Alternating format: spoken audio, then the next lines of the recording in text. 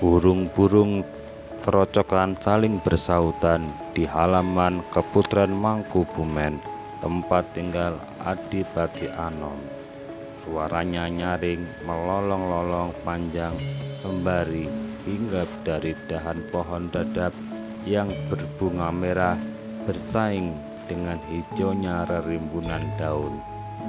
Siang itu, setelah menyantap makan siang bersama-sama, beberapa tumenggung dalam keputaran sedang duduk-duduk di kursi bangsal joglo seraya berangin-angin.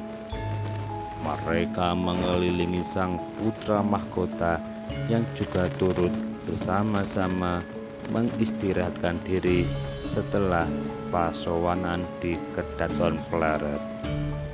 Sungguh beruntung tadi pagi pasowanan berlangsung singkat karena datangnya tamtama pasukan Mataram dari Brangwetan. Jantungku berdebar kencang jika Rama Susuhunan mulai menanyakan kabar dari Cirebon.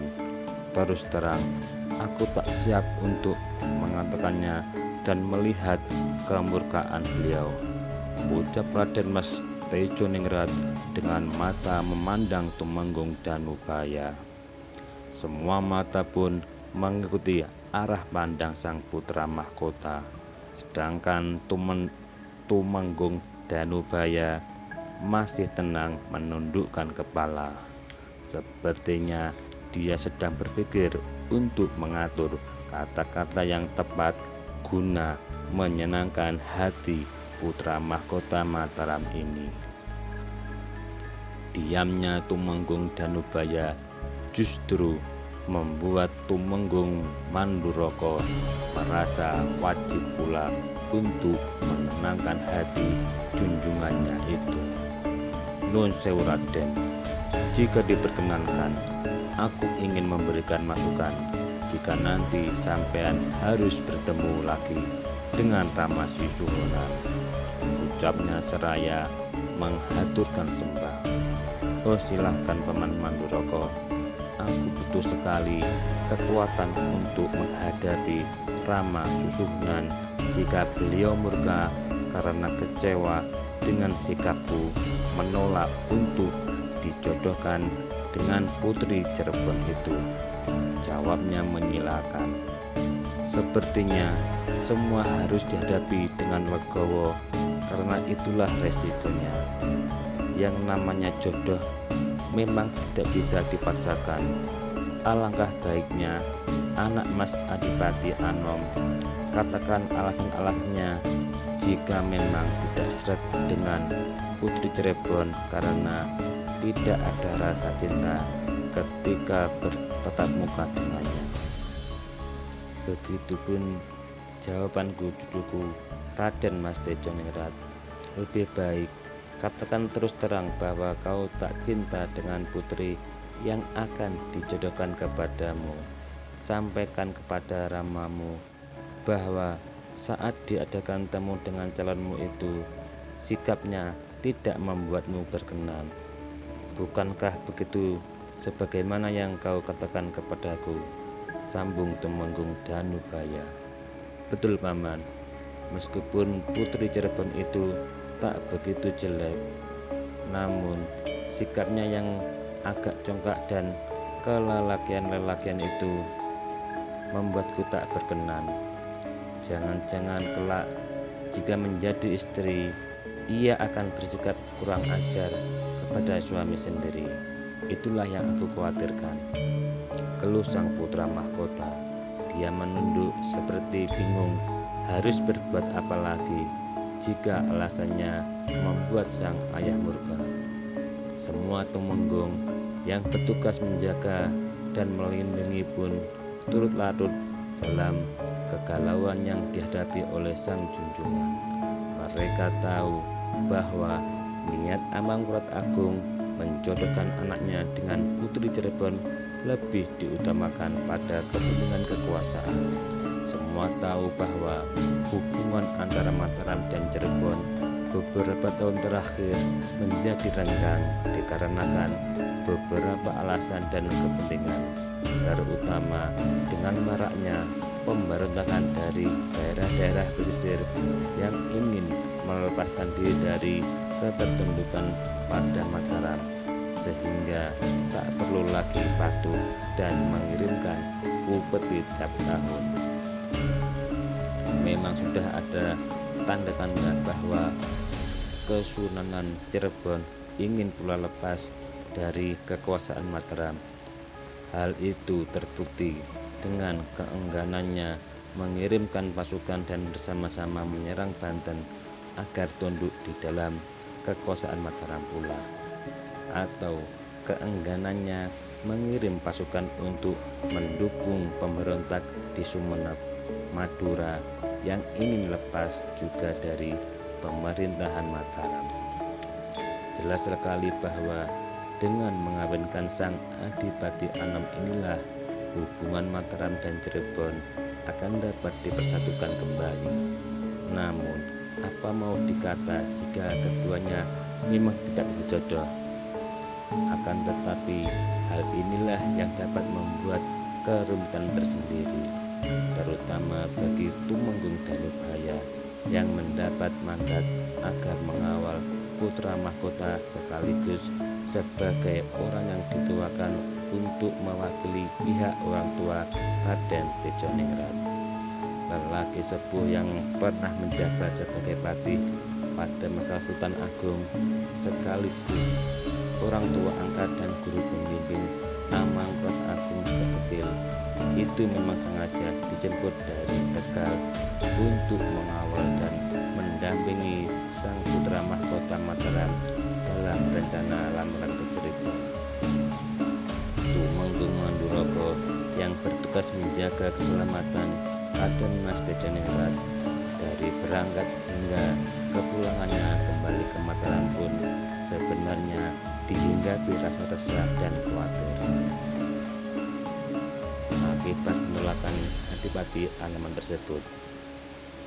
Dia membayangkan bahwa jika Amangkurat Agung marah karena sang anak tak mau menuruti perintahnya, tentu dia pun akan terkena imbas hukuman pula.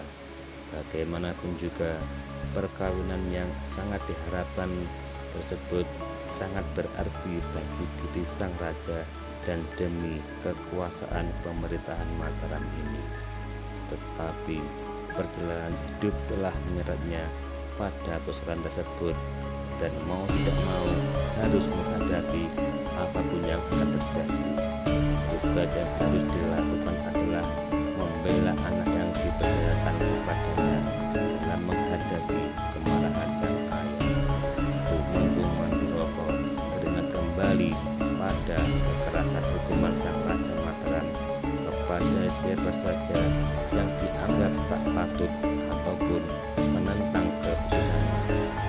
Dalam benaknya tergambar dengan jelas pembantaian para ksatria dan ulama yang dianggap mendukung Pangeran Alif, adik sang raja. Ketika terjadi peristiwa pemberontakan di awal pemerintahan Amangkurat Agung, tergambar pula wajah-wajah para pekerja yang dipaksa untuk membangun keraton Klaret yang hingga sekarang belum selesai. Banyak orang yang dianggap salah dihukum kerja paksa agar turut serta membangun tembok keliling benteng Baluwari dan Kepuri. Disusul pembangunan masjid yang terletak di sebelah barat alun-alun.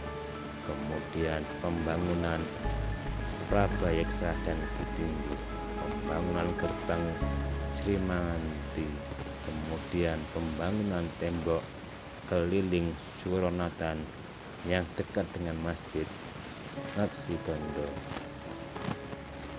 Bangunan kediaman putra mahkota yang sedang dipijak itu pun didirikan pula oleh orang-orang yang dianggap sebagai terhukum karena berlaku salah kepada sang raja. Terbayang wajah-wajah orang yang kelaparan dan kehausan dengan dan kurus kering, begitu terseok-seok mengangkat batu bata.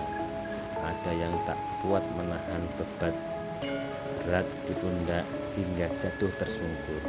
Tergambar dengan jelas para mandor yang begitu bengis berteriak-teriak memaksa orang-orang hukuman itu agar cepat menyelesaikan pekerjaan.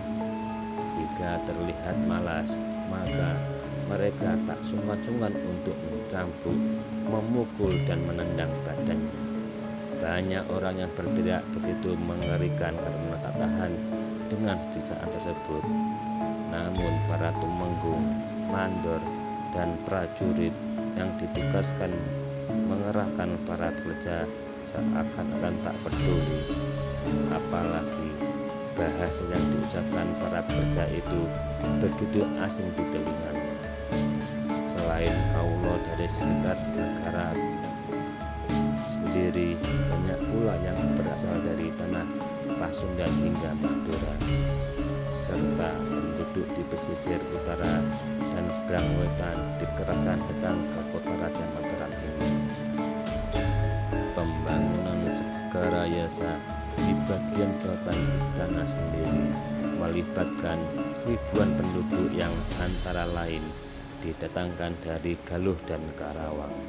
Bahkan beberapa pamong praja yang tidak mau membantu membangun istana baru akan terkena hukuman dengan diikat dan dibaringkan di Paseban, dijemur di bawah terik matahari yang menyengat. Tumenggung Manduroko seperti terus terlena dengan lamunannya. Apalagi angin semilir begitu menyejukkan pendopo besar yang terbuka itu. Terbayang pula hukuman-hukuman yang senantiasa dilakukan oleh Amangkurat kepada orang-orang yang tak disukai karena tak mematuhi perintahnya, mereka yang dianggap berkhianat kepadanya. Teringat ketika Raja Mataram yang baru 2 tahun bertahta memerintahkan gerakan sapu bersih kepada orang-orang istana yang dianggap akan merongrong kewibaan dan merendahkan harga dirinya. Tak hanya para sesepuh Mataram saja, para ulama dan keluarganya pun terus serta dihabisi dalam perintah pembersihan tersebut ketika mereka dianggap mendukung dan membela pengkhianatan Raden Mas Alif kepadanya. Bersihkan semua orang yang membuat mata kelilipan sampai ke akar-akarnya. Kalau tidak, mereka tentu akan membalasnya di lain waktu. Begitulah yang diucapkan oleh Amangkurat Agung ketika mendengar ada pihak-pihak yang akan berkhianat dan menjatuhkan tahtanya. Saat itu, sang raja baru Mataram menganggap apa yang dilakukan adalah benar. Hukuman yang dijatuhkan kepada para pelaku kejahatan terhadapnya telah merujuk pada syariat Islam, agama yang dianut oleh dirinya dan para leluhur Mataram. Sang raja menganggap dirinya tak berdosa jika menjatuhkan hukuman potong tangan, potong kaki, potong jari, potong telinga hingga hukuman mati kepada orang-orang yang dianggap mengganggu pemerintahannya.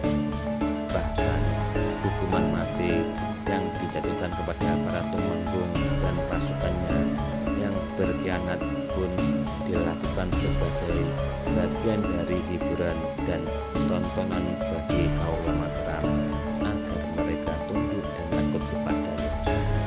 Para pendukung itu pada suatu ketika akan diadu dengan macan yang digelar di alun-alun hingga tubuhnya terobek-obek oleh binatang buas yang marah dan lapar itu. Ada pula yang harus dihukum dengan dikurung dalam gonjong, dibiarkan di tengah alun-alun dengan menahan lapar, haus, panas, dan dingin sampai berhari-hari.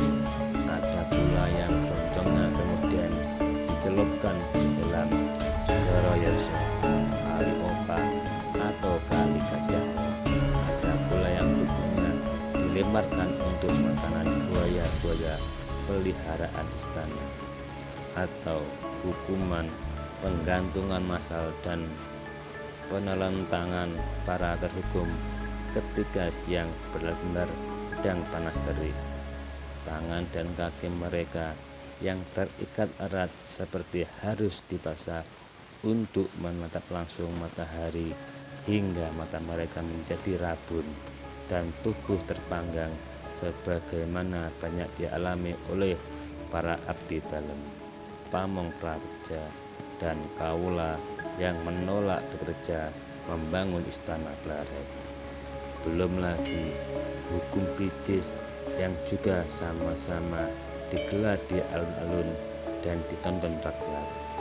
Hukuman yang mengerikan karena si terhukum akan diikat di tonggak kayu atau pohon, lalu tubuhnya disayat-sayat dengan pisau dan lukanya diolesi air garam serta asap. Orang-orang yang kebetulan lewat dan menonton akan dipaksa oleh prajurit Agojo untuk turut serta memberikan sekerat luka kepadanya. Begitu terus sampai dia benar-benar mati. Betapa pedihnya karena terhukum akan berada dalam keadaan di mana mati terasa lebih melegakan ketimbang hidup tersisa begitu. Tumenggung Manduroko sampai bergidik mengingatnya. Bahkan bulu-bulu di tangannya turut meremang membayangkan hukuman tersebut dijatuhkan kepadanya. Takut pula jika seluruh keluarganya pun akan turut serta dipersalahkan karena dianggap balelo kepada perintah sang raja. Adimas Manduroko, mengapa kau melamun di siang bulan begini? Toger Tumenggung Martoloyo yang duduk di sebelahnya. Tumenggung Manduroko pun tergeragap karena terkejut seperti dibangunkan dari mimpinya. Oh tidak apa-apa Kang Mas, hanya teringat dengan masa lalu saja, dalihnya seraya membetulkan belangkonnya sambil berdeham dan menebarkan mata kepada orang-orang di sekelilingnya yang tersenyum memandang.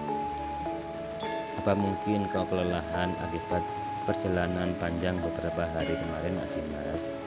Jika Adipati Ano mengizinkan, lebih baik beristirahatlah sebentar sambil menunggu perintahnya lebih lanjut, saran Tumenggung Danudaya. Semua orang seperti menyetujui saran sesepuh Mataram itu. Demikian pula Raden Mas Tejo Ningrat yang turut mengangguk menyetujui. Aku rasa lebih baik begitu, paman-pamanku sekalian. Beberapa hari kemarin kita telah cukup lama melakukan perjalanan jauh. Tentu di antara kita masih ada yang butuh untuk beristirahat dari kelelahan, terutama para prajurit pengawal. Kedua tamu kita yang akan mengabdi di Mataram, biarlah untuk sementara waktu tinggal di sini. Jika tak lelah, aku ingin melihat kegagapan Bagus Tuhan membuat gambar arang wajahku agar dapat dipajang di dinding kesatrian, ucap sang putra mahkota. Bagus Tuhan pun segera memberikan sembah hormat dan menyanggupi perintah itu. Baginya, kesempatan ini adalah kebanggaan tersendiri untuk menunjukkan kemampuannya. Sepertinya aku pun merasa penasaran untuk turut serta menyaksikan bagaimana bocah pemalang ini menggambar, tugas Tumenggung Martoloyo. Aku pun ingin digambar juga nantinya, sambung Tumenggung Manduroko. Rupanya semua orang yang sedang duduk di situ menjadi penasaran pada keahlian langka yang dimiliki oleh pemuda. Bagus Tuhan pun menyanggupi semua yang berharap digambar wajahnya dengan keterampilan tangan dan kemampuan yang sungguh. Oh iya, sepertinya tadi Ibu Ratu Turun pun pun sudah berkenan menerima sebagai muridnya. Alangkah baiknya kok nanti sore menghadap Sentana Keputran Wetan. Katakan saja bahwa kau akan mengabdi sebagai orang tuanya. Ucap Mas Tejo menjawab, baik pangeran, akan saya laksanakan perintah ini, ujar Bagus Puranta. Beruntunglah kau nak, keahlianmu dalam hal menyunding itu sangat dibutuhkan di Mataram ini. Kami semua butuh hiburan pertunjukan wayang kulit. Kehadiranmu di sini semoga saja akan membuat pendalangan Mataram semakin menarik dan meriah, sambung Tumenggung Martoloyo. Terima kasih paman, aku akan pergunakan kesempatan ini dengan sebaik-baiknya. Aku pun memohon restumu, ucap Bagus Burhan seraya menyembah dengan sesungguhan senyum di bibirnya. Betul, apa yang kau miliki harus kau pergunakan sebaik-baiknya, terutama kepandaian sastramu. Istana Mataram juga butuh pujangga yang dapat mewartakan kemasyhuran negara ini, sambung Tumenggung Mandoroko. Nah, belajarlah dengan giat sebagaimana harapan orang tuamu sewaktu menitipkannya kepadaku, Nang. Kesempatanmu berguru di dalam Kaputran Wetan jangan disia-siakan. Belajarlah dengan tekun dan tunjukkan kebakatmu itu agar orang-orang menjadi percaya dengan kemampuanmu. Jika kau bersungguh-sungguh, maka kelak pada suatu ketika namamu pun akan termasyhur karena kepandaian langka yang kau miliki itu. Tugas Tumenggung Danubaya. Semua mengangguk setuju dengan perkataan Tumenggung Danubaya. Sedangkan untuk Raden Surbajaya, putra Adipati Pemalang ini, biarlah nanti ikut denganku untuk sementara waktu. Ada beberapa hal yang akan kusampaikan kepadanya sebelum aku kembali lagi ke Tegal beberapa hari nanti, sambungnya. Anak muda itu pun hanya mengangguk setuju sambil memberikan sembah hormat. Baiklah, biar Surbajaya ikut bersama Eyang Danubaya dulu.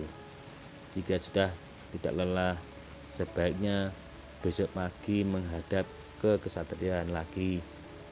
Biar aku urus Nayaka Praja untuk mengantarkan kepada juru tata Pamongpraja atau ke kepatihan saja, agar secepatnya ditempatkan sesuai keinginan orang tuanya, ucap sang putra mahkota. Terima kasih Sinuhun, secepatnya saya akan menghadap kembali kemari, jawab Surbajaya pendek dengan mengaturkan sembahnya. Nah, kalau begitu pertemuan ini aku anggap selesai. Bekerjalah kalian semua sebagaimana biasanya. Terima kasih atas tenaga dan waktu yang diberikan untukku. Aku akan beristirahat sambil menunggu kabar pemanggilanku dari Kedaton. Jika Rama Susunan mengirimkan utusannya kembali untuk memanggilku, maka kalian semua secepatnya akan aku kabari lebih lanjut, sambung Adipati Anom. Semua yang hadir segera memberikan sembah hormatnya, kemudian satu persatu berpamitan meninggalkan joglo dalam keputran itu untuk kembali ke kediaman masing-masing atau melanjutkan pekerjaan dan kewajiban sebagai Pamongpraja Mataram.